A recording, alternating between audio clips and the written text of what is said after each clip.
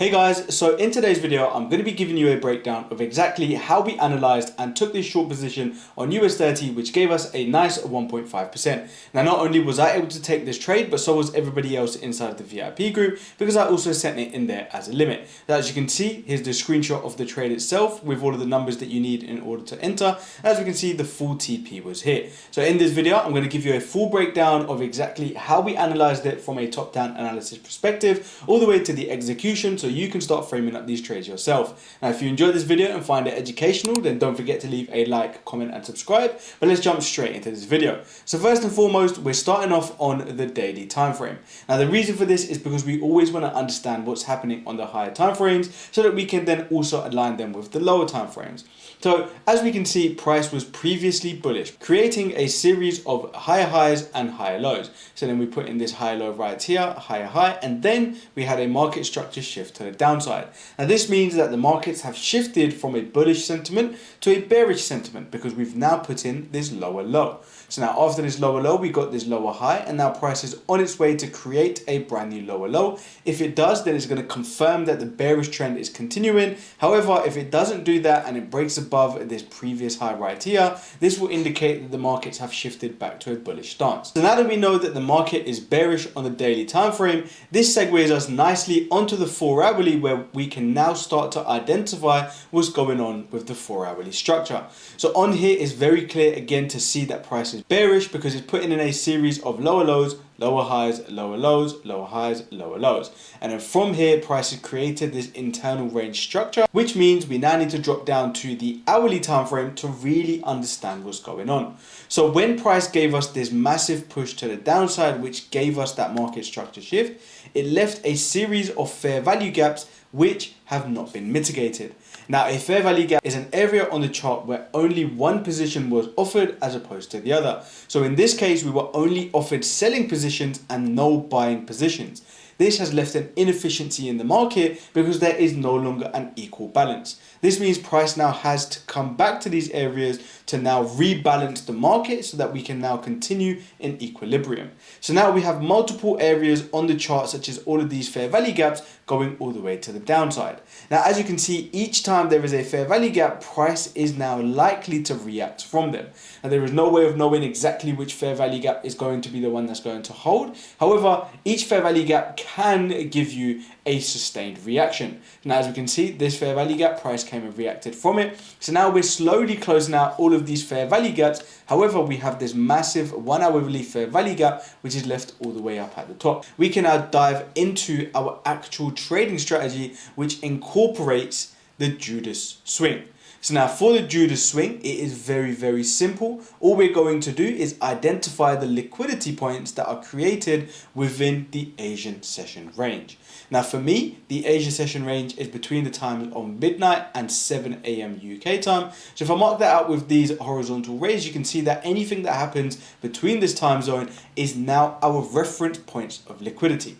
So what that means is we're going to identify the highest point that was created within this range, which is right here. And we're also going to identify the lowest point which was created within this range, which is right here.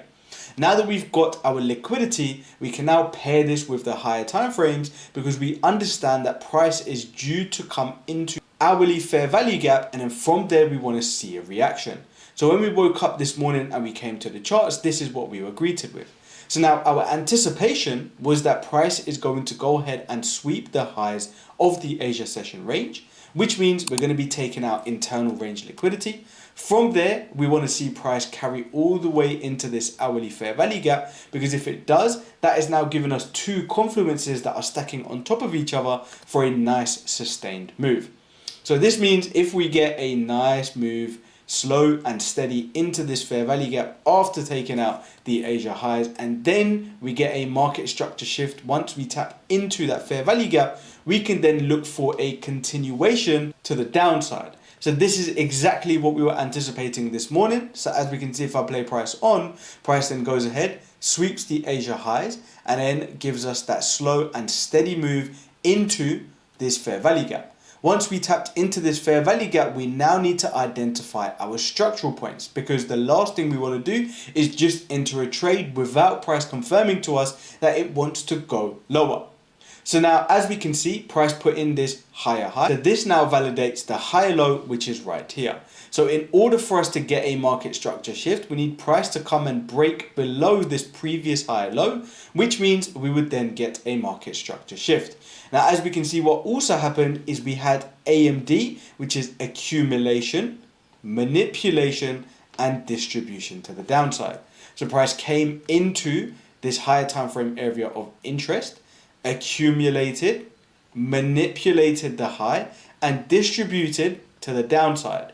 This gives us even more confluence because we are now confluence stacking, which means we have a higher time frame area of interest, we have internal range liquidity, and we have accumulation, manipulation, and distribution, giving us 3 strong confluences that price is looking to go lower. Now, once we've got all of these confluences in place, we now need to identify our entry. As we can see, this is the fair value gap, which gave us that move to the downside, the market structure shift, because this is where, again, price created a ton of inefficiency, giving us only selling positions and not offering us any buying positions. This means, again, that the markets are not in equilibrium because we only have selling positions offered as opposed to buying positions. So what we want to see is price come back to this area to rebalance price, and then from there we can get that continuation to the downside. So as you can see, trading is not simply about just watching the markets, it's about understanding exactly what the markets are trying to tell us, piecing it together to understand where the markets are trying to go, and then executing with the understanding that if you are wrong, then you are simply playing the statistics game because you're going to have losing trades. There is no 100% win rate strategy. It just doesn't exist. And the reason for this is because if it did, we would all be millionaires, right? Every strategy has losing streaks, every strategy has losses. It's just about understanding what your win rate is and then just following the plan.